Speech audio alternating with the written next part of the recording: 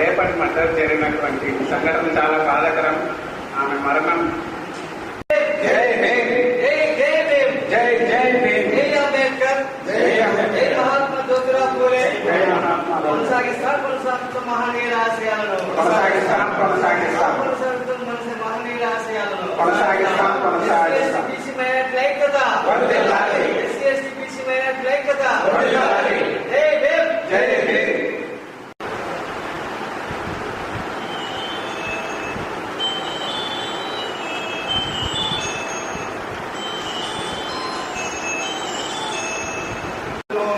మానవంతం చేసిన దుర్మార్గులను శిక్షించాలి.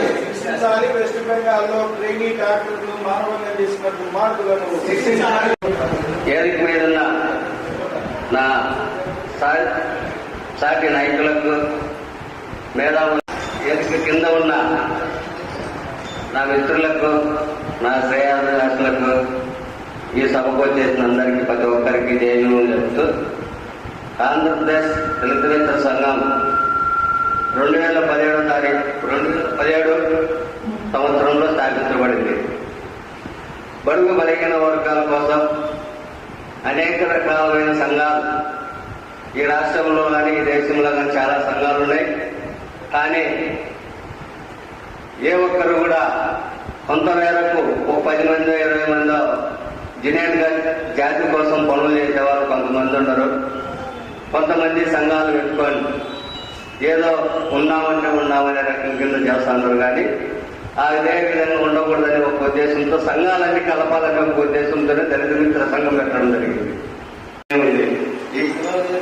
ఈ కులవృత్తి నిర్వహించాలంటే అందరూ ఒక నిర్ణయం తీసుకొని పోవాలనే ఒక కాన్సెప్ట్ తోనే బాబాసాహెబ్ అంబేద్కర్, మహాత్మా జ్యోతిరావు పూలే ఆశయాలకు అనుగుణంగా ఆంధ్రప్రదేశ్ దళిత మిత్ర సంఘం ముందుకు పోతుందని, ఆ విధంగా పోయేలా మేమందరం గట్టిగా కృషి చేస్తామని ఈ ఏడుకు మీద ఉన్న వాళ్ళు ప్రతి ఒక్కరు కూడా ఆ విధంగానే మనకు ఆ దారి సమస్య పరిష్కరిస్తే ఇప్పుడు అందరూ పొలాలు పెట్టుకొని జీవనం సాగిస్తూ ఉంటారు.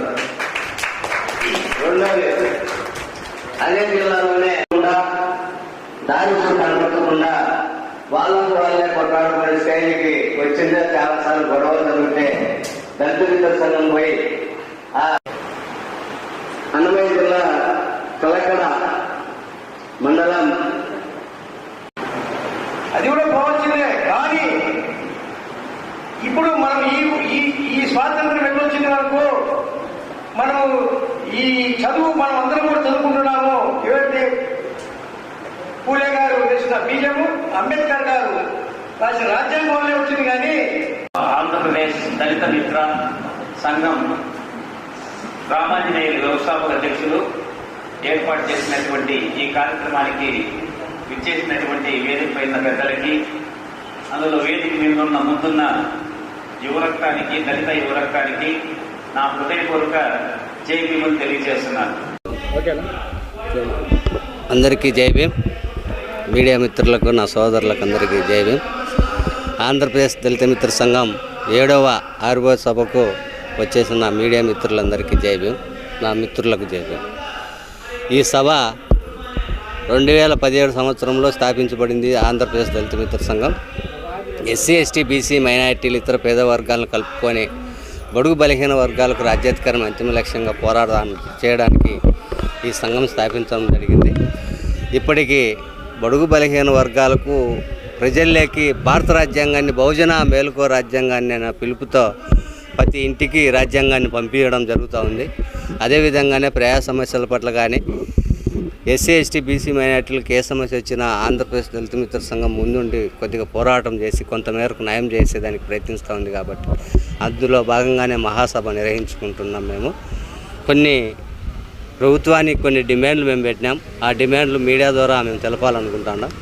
రెండోది ఎస్సీ ఎస్టీ బీసీ మైనార్టీలకు మెట్ట భూమి అయితే 5 ఎకరాలు, సాగు భూమి అయితే 2.5 ఎకరా పేరుతో ప్రభుత్వం ఇవ్వాలని ఒక డిమాండ్.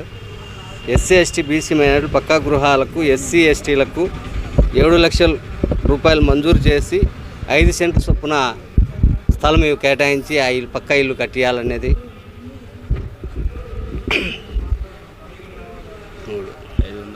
500 మంది జనాభా కలిగిన దళితవాడకు ప్రత్యేక పంచాయతీగా గుర్తించాలి.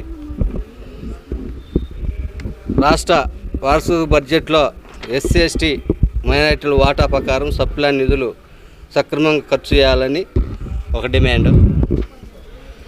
వాటా ప్రకారం రాష్ట్ర ప్రతి ప్రాథమిక పాఠశాలలో ఉపాధ్యాయ పిల్లలకు అంబేద్కర్ భారత రాజ్యాంగాన్ని గురించి ఒక సబ్జెక్టుగా పెట్టి అవగాహన కలిగించాలని ఒక డిమాండ్.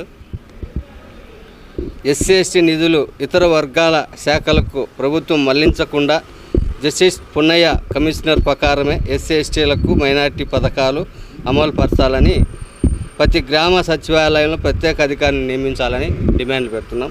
అదేవిధంగానే రాష్ట్రంలో గురుకుల పాఠశాలలో డిగ్రీ తరగతులు ప్రవేశపెట్టాలని డిమాండ్. 8 డిమాండ్లతో మేము ముందుకు పోతా ఉన్నాం. కాబట్టి ఇది జరగబోయే కాలంలో శాంతియుతంగానే ప్రభుత్వాన్ని డిమాండ్ చేస్తూ ఉద్యమ రూపంలోనే శాంతియుత ఉద్యమం చేస్తామని చెప్పి ప్రభుత్వాన్ని ఒక రకంగా మేము విజ్ఞప్తి చేస్తూ ఉన్నాం. మీరందరూ కూడా దానికి సహాయ సహకారాలు అందించాలని, మీడియా మిత్రులకు కూడా మాకు సహాయ సహకారాలు అందించాలని మరొకసారి కోరుతూ సెలవు తీసుకుంటాను. జై భీమ్.